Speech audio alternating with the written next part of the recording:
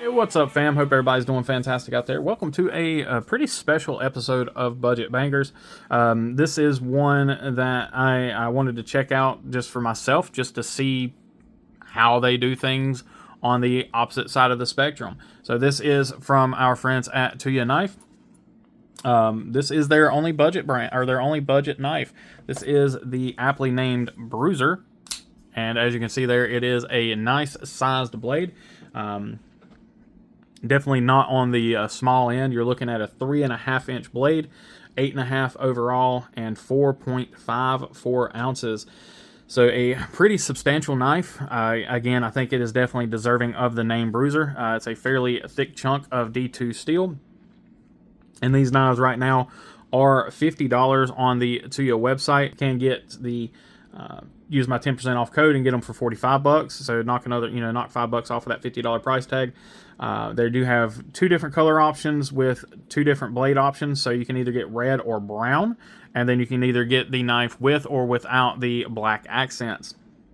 So pretty stinking good knife for the money, in my opinion. Let's go ahead and take a look at everything close up, and then kind of get to where I come up with that opinion. So we have a milled G10 handle. It's not super grippy G10. It is fairly smooth G10, but the milling does provide grip. You got a nice little kind of unique pivot there, kind of almost like a faux pivot collar almost. Coming down, you do have some lanyard love, no lefty love. You got a nice little kind of swoop molded in there, made into the knife. That does provide some nice hand feel here in just a little bit. We'll talk about that as well. A G10 backspacer, not a massive backspacer, but it is a nice matching backspacer. You got an inset pocket clip, but you do have, as bees would say, some mushrooms growing in the shade there. You're a little light on room there, so if you have some really thick pants, you may have a problem getting them through there, but I'm pretty sure if you have a collection of knives, like most of the people that are watching this does, then you probably have some flat screws that will fit in those holes. But I don't think you're going to have a problem unless, again, like I said, unless you're wearing some really, really thick pants. Pocket clip is nice and strong. The bill is a little on the low side. I would like to see that bill up just a little bit. But again, unless you're really rocking some thicker pants, you probably won't have an issue with it. But I can foresee that being a slight issue going on to some pants. I personally haven't had an issue with it, but you guys know I'm always wearing basketball shorts anyway. T6, T8 hardware. I think that's T6 and T8. That looks like an awful small pivot screw. So that might be a T6 pivot. That might be the first time I've ever seen that. I haven't checked that, but we will double check that. If that's a T6 pivot, that's a weird one. That's something I've never seen before.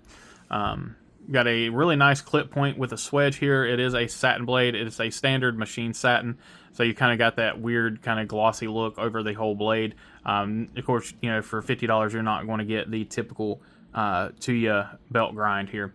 Now here you have the black wash flats, so you can get that as full satin. I thought the black would give it a nice little change or a little pop of non-color there, I guess you can call it. Tuya logo, D2 steel logo. You do have a nice little choke up spot here for kind of a trigger grip spot. The jimping, they don't have jimping on the flipper really. Actually, no, I'm sorry, they do, but it's on the other side. Sorry, so you don't have jimping up here or anything, but what you do have is kind of a swedge spot, I guess you would call it. Maybe scallop might be the right word. So it does, I don't know, it feels different. I'll say it definitely feels different on the hand when you are choking up, because it kind of locks you in, but it doesn't feel like jimping. Again, it's really strange. Plunge grind is very late on this knife. You can see the plunge grind ends, looking at the light refracting off of there. Plunge grind ends about right here, so you're automatically going to be smiling as soon as you sharpen the knife. Again, it's not something that really concerns me too much, but I would like to see some better plunge grinds coming. But this is an older design knife, but it may be something that, I don't know if this is one that's been discontinued or if it's one that they're going to continue producing, but I would like to see that plunge grind taken up a little bit better there. Sharpening is spot on, it looks to be very symmetrical. No real issues there. And the tip might be good. Let's take a look here.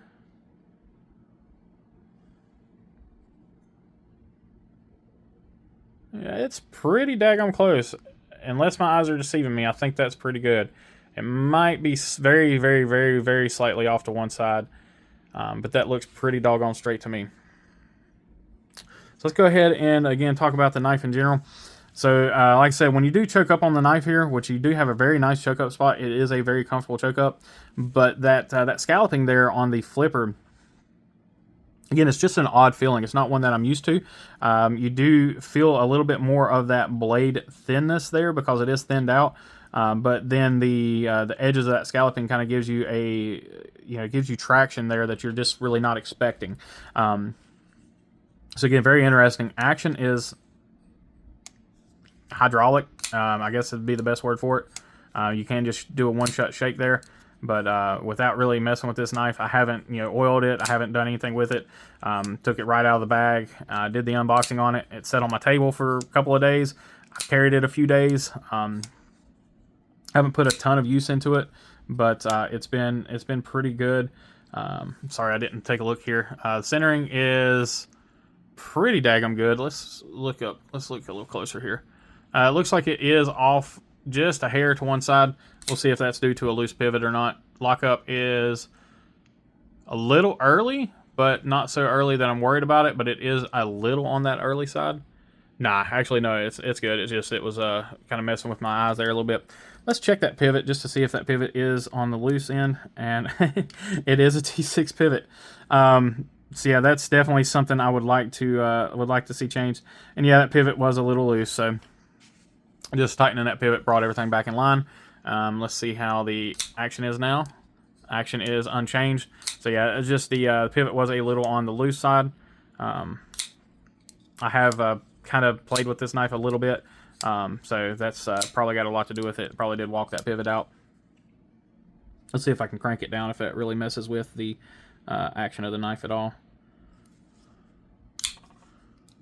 No, well, kind of, but not really. So if I tighten that pivot down, not like cranked all the way down, but tightened to where it's touching,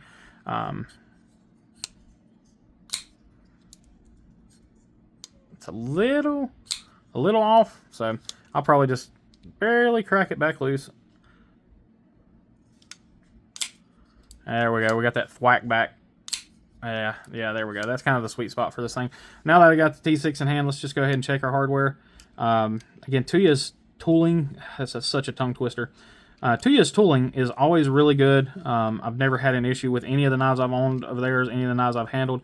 Outside of that, let's get back to the knife itself. So again, ergonomics on this knife are phenomenal. It's weird, this little kind of hump in the handle here, it gives you a nice feel. It's like it kind of gives you that void in your hand where you need it, so it's not going to create a hot spot. Pocket clip disappears. You don't really feel the pocket clip at all, but again, with that low bill, that's kind of a given. There's nothing really there sticking up to mess with you. It's G10, so it's not going to be anything crazy there. There's really, the jimping that is there is not really functional. That's a downside for me, but it's not really in the way either, so it's not uncomfortable or anything like that. It's just kind of just below the just below where it should be for being a functional jimping, and it's a little on the slick side. Jimping on the flipper is good though. It catches your skin pretty well, and then the detent's tuned very well. Lock bar access is great. So you guys can see that there. We'll zoom in a little bit. There you guys can see that lock bar access. You do have that scalloping there on the lock bar access, or jimping, whatever you want to call it. So it does give you some traction. I would like to see that just chamfered just a little bit. Again, nitpicking, because I mean, we're talking about a $50 knife, but at this point you are seeing this on $50 knives, so it's not an unreasonable request. Again, I do acknowledge that this is an older design, so this is not a recent release or anything like that. This knife has been around for a little while, so maybe it's something where I don't know if they're planning on doing a V2, or if they're going to come out with another budget offering, or if they're going to stick more towards their high-end stuff and then just keep pumping these guys out. But again, for a $50 knife, I think the normal price on these things is right at $60, if I'm not mistaken. I could be off on that. But quite honestly, even at $60, I'm not mad at it. There are some things I would like to see changed if it is at that $60 price point. But at sub $50, you know, with a 10% coupon and everything, you know, you're looking at, you know, $45. Yeah, I'm not mad at it. So yeah, I don't know. What do you guys think about this one? This is one that is going to be going in for a channel giveaway at some point. All right, guys. Well, with that, I am going to go ahead and end this here. As always, I appreciate each and every one of you. Please remember to be kind, be humble, be EDC. Y'all take care.